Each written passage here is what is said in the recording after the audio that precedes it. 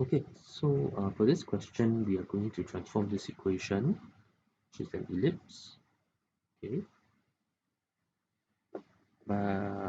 when we actually do a stretch, when you stretch by a scale factor of k parallel to the x-axis. So in this case, because the scale is it's a stretch with a scale factor k parallel to the x-axis, means that we got to replace our x with x over k. Alright, and then second part says it's a transition of m units in the positive x direction. So this one means we replace our x with x minus m.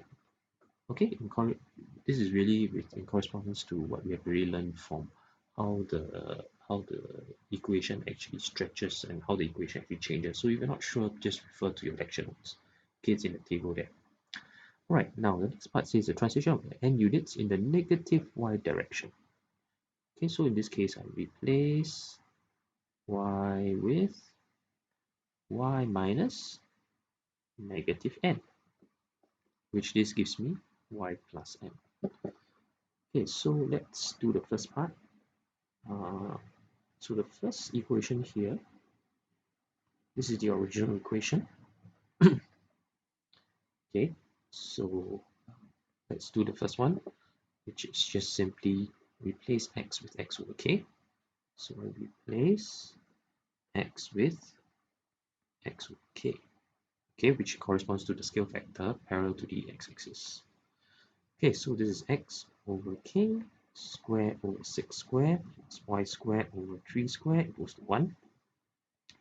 Or in other words, put it in standard form, it's x square over 6k square plus y square over 3 square equals to 1.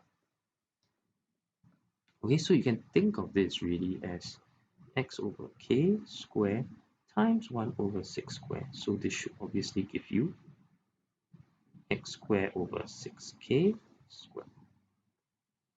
Okay, so next, what happens? I need to translate m units in the positive x direction, so replace m with x minus m. Alright, so replace x with x minus m. So this gives me x minus m square over 6k square plus y square over 3 square equals to 1. And the last one is a translation of n units in the negative y direction. So that means I replace my y with y minus n, but that's actually okay y plus n. So this is the final equation.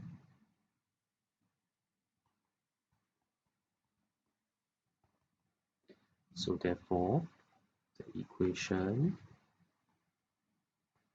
C2 is x minus m square over 6k square plus y plus n square over 3 square equals to 1. Okay, now the next part 2 says, given that C2 is a circle, now this is a circle centered about this, find the values of m, and so on. Okay, so a circle is a bit different. The original equation of C2 here is an ellipse. This is an equation of an ellipse. So to make sure we know that a circle is a very special kind of ellipse, right? Whereby the so-called the major and minor axis basically are equal. So in other words, straight away you should be able to know that if C2 is an ellipse whose center is 4 and negative 7, this is what you are given in the question, then what actually happens? The first thing that you should realize is that the major minor axis basically must equal, so that gives you the radius of the circle. So therefore we know that 6k must therefore be 3 equals to 3. Okay, and therefore my k must be half. Alright, so this one actually corresponds to the uh, radius. Okay, because the radius means that basically the semi and major minor axis must the major axis and the minor axis, the half of it must be equal. Okay, next is about the center. Now the center is 4 and -7.